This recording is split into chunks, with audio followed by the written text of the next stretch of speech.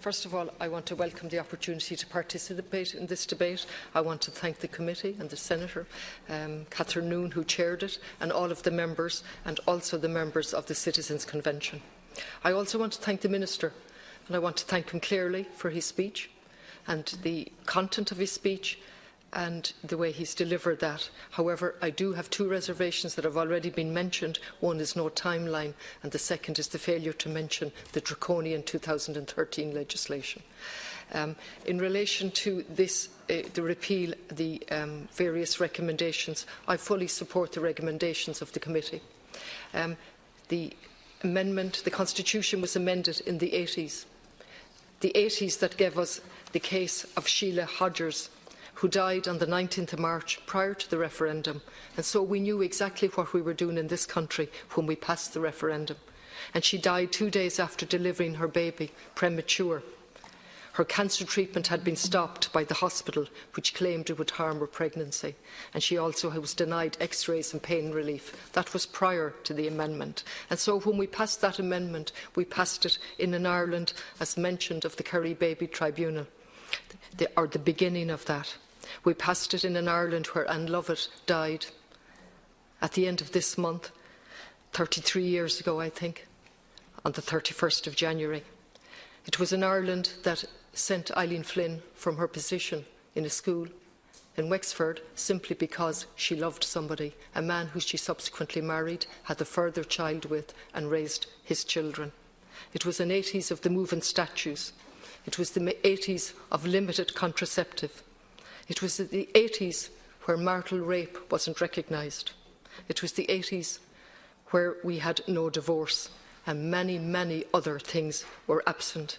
But most of all for me, as somebody who lived through that time as a young woman, it was the Ireland of the secrets, the Ireland of shame, the Ireland of mass immigration, the Ireland that told us if you step out of line and do something, you will be punished severely one way or another. And those secrets and that shame came to light, and those secrets and that shame that were put by the pillars of society at the time, both in the church and out of the church. And then subsequently we saw those pillars fall to the ground. I'm not here to mention names, but one has to mention some names, as in relation to Father Clary, Bishop Casey, and the subsequent horrific exposure of abuse. We had the different types of inquiries.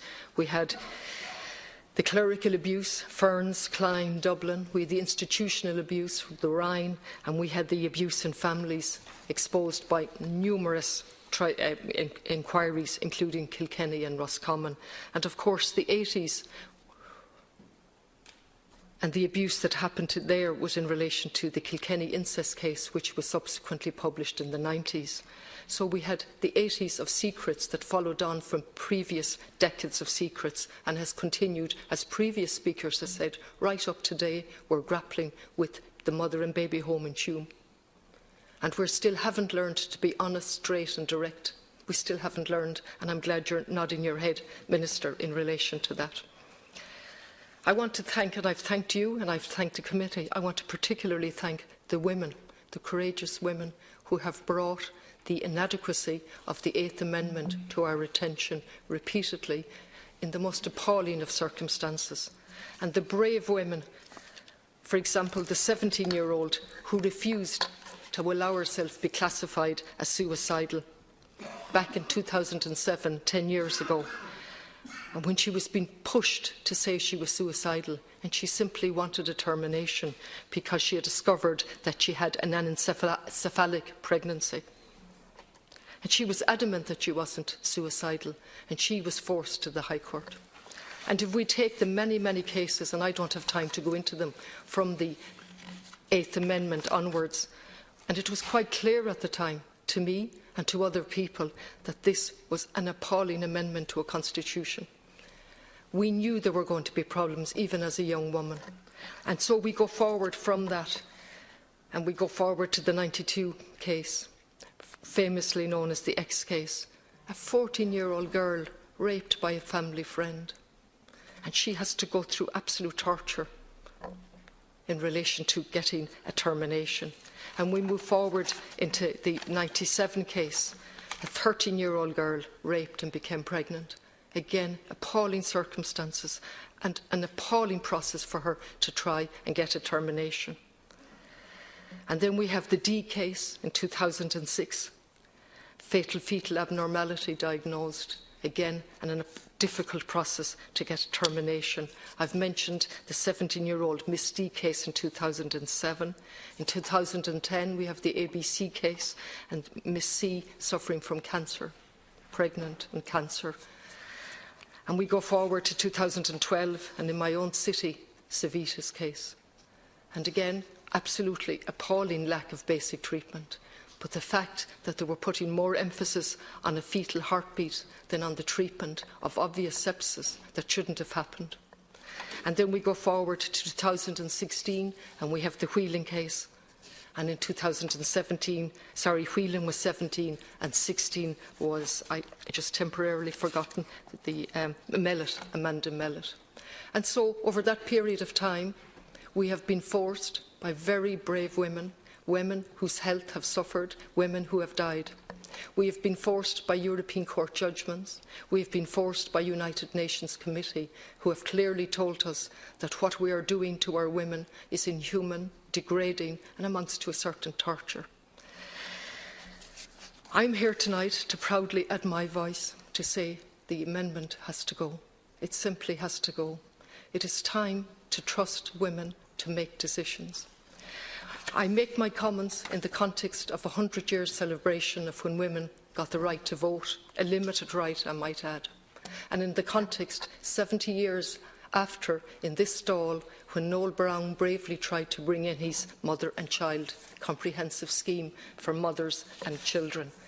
And that wasn't successful.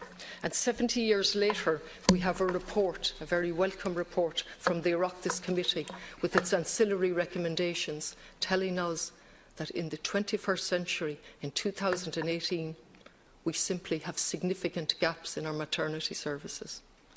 Significant gaps in so many areas in the provision of our maternity services. And you, Minister, have clarified that this is the first maternal strategy.